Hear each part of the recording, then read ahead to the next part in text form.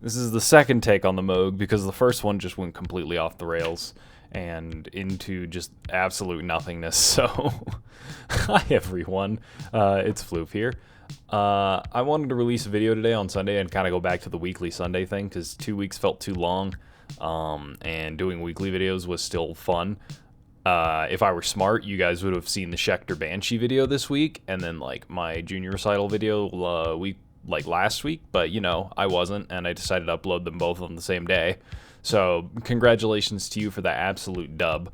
And I take the fat L here because I decided to do 2 videos in a single day, and it didn't even benefit like really anything. I just had 2 videos out that you could watch. It is currently 11:02 a.m. I'm tired. I haven't had coffee yet, and I probably should have made coffee before doing this, but here I am. But today we're going to be talking about the Moog Sub 37. As you saw from the introduction, I basically sat and composed an entire thing from nothing, and that's kind of been the approach of how I've taken this. For those of you who wanted an answer, like a definitive answer on should you learn to play the synth or should you learn to play synth keys for bass purposes as a bassist, the answer is yes. Like, no beating around the bush. You know, if you want to learn about like all the reasons why and all that kind of stuff, how I got the Moog, then you can keep watching. But for now, like if you just wanted an answer, your answer is yes, you should learn to play a synth. Because they're fun, but also because they're like great for compositional reasons as well. But to start how I got this thing, if you don't tune into Bass Hang, I'm there almost every week unless I work. Rest in peace, Bass Hang 100. Rest in peace to me on Bass Hang 100, unfortunately. But yeah, how I got the Moog was, it's not mine, it's the school's. I'm merely borrowing it for the past couple of weeks. And maybe like a couple of weeks more and then give it back. But for the past 2 weeks, I've had a lot of fun with this thing.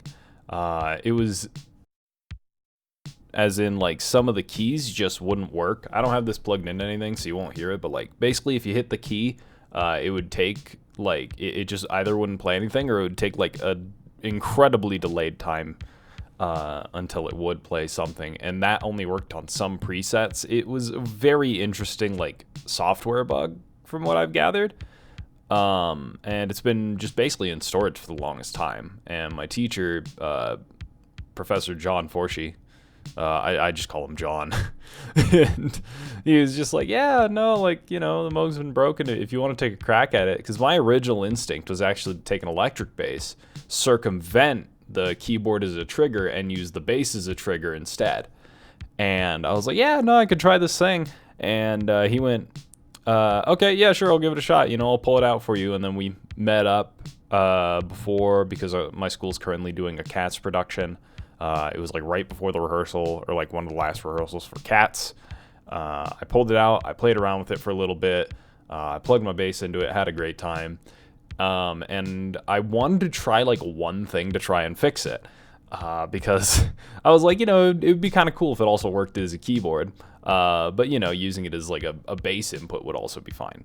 I quickly learned from like researching it is that like you only, not only, but like one of the main ways that it interacts with instruments going into it is as like something that lays underneath. Like you use the keys to trigger the synth, and that would trigger the audio from the bass or the guitar or whatever. So you could use like a latch-on feature that this thing has, and you could like have it hold something. It basically would freeze it, and you could play underneath it, which I thought was super cool. But I needed to get the damn keyboard to work at that point. So I tried to like just see if factory resetting all the presets would do anything. And it did. It fixed it right up. It was like it was never broken at all. It was really funny. So I just sat in the studio space that we have at my school and just played around with it for like an hour or so.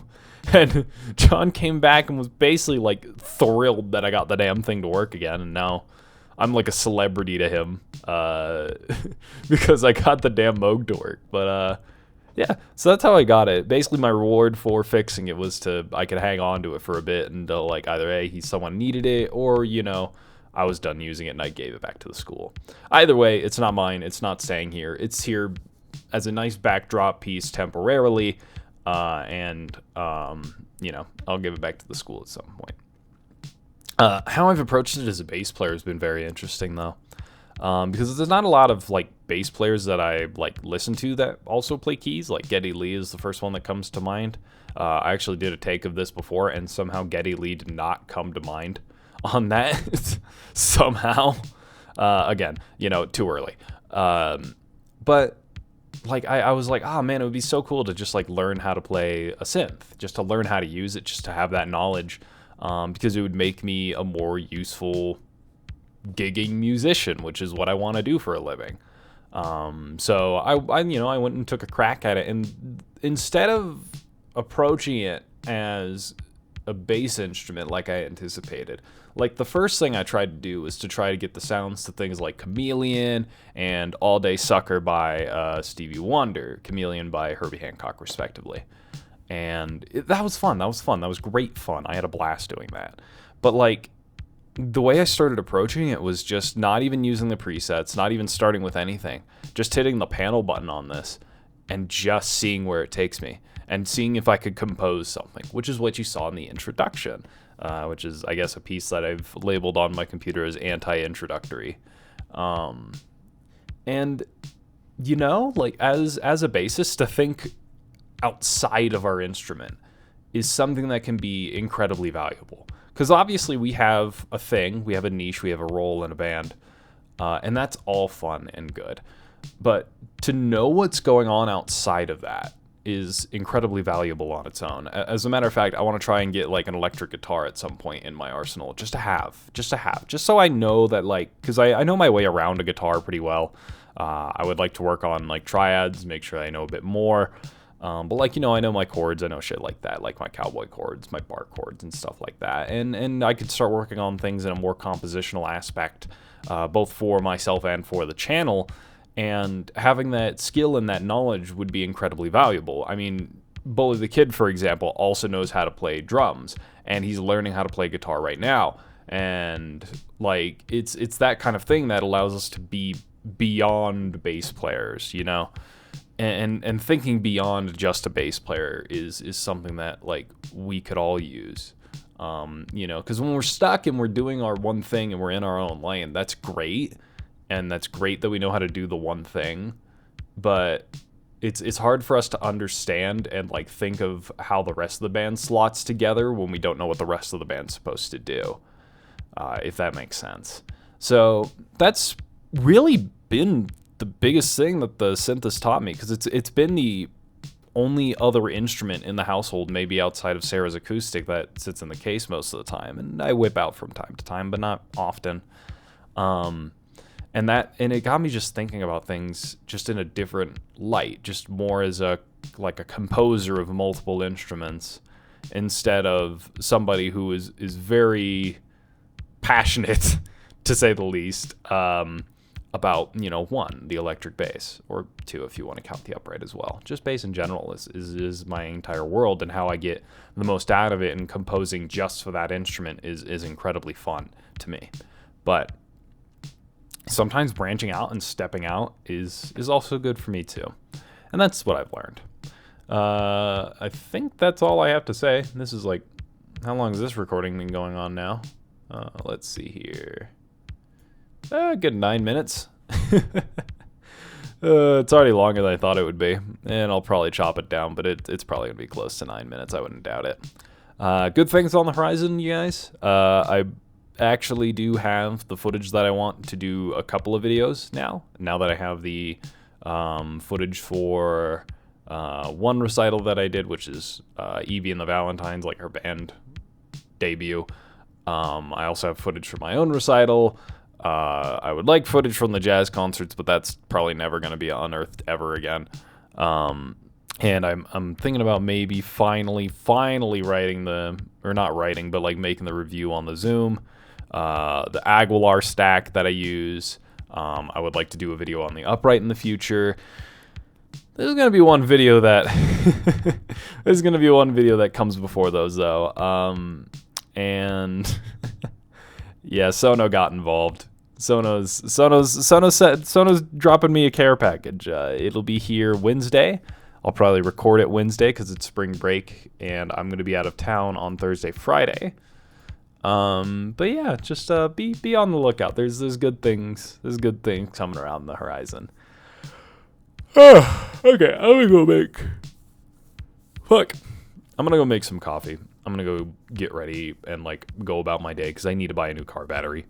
But my name has been Floof the Bassist, or Floof the Bassist, or whatever the fuck you want to call me. Floof is fine.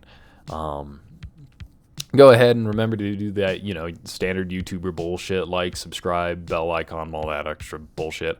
You have ways to support the channel now in the description of every video. From like 2 videos ago onward that I didn't actually properly announce it, you can support the channel financially, which means we could buy shit, and whatever we buy, if you subscribe to the Patreon, will be that one of the perks is it will be given back to you.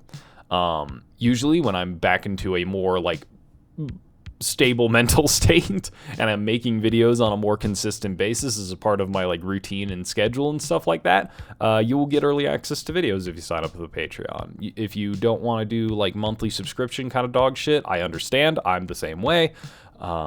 We have my Venmo down there as well if you would like. And of course, none of this, I should also clarify, like, you don't have to monetize this channel at all. It's merely if you want to, if you feel like you want to, and you're financially able to do so, then sure, do. I'm not going to force it. I'm not going to do anything about it. I'm still going to be making videos. None of my videos will be behind a paywall. You'll just get them earlier than everybody else if you are. No information will be behind a paywall. Really, the only things behind a paywall is if you're in the Patreon and we buy like a pedal, then that pedal will be given away as soon as I'm done reviewing it and using it and stuff like that. Like getting opinions out of it, because my belief on this would be like, you guys paid for it, you guys should have a chance at least, or you guys should have the ability to get that thing back. So I'm trying to go into this as like a very steady mind. I kind of don't expect anything to come out of it for like years. So if it makes like $10 a month, then we'll look at like cheap $50 pedals in like half a year and it'll be funny. I'll contribute towards things as well as soon as my financial shit recovers, which should hopefully be soon. And yeah, I think that's it. I think that's all I wanted to say. Yep, my name is Floof. I'll see y'all later. Bye.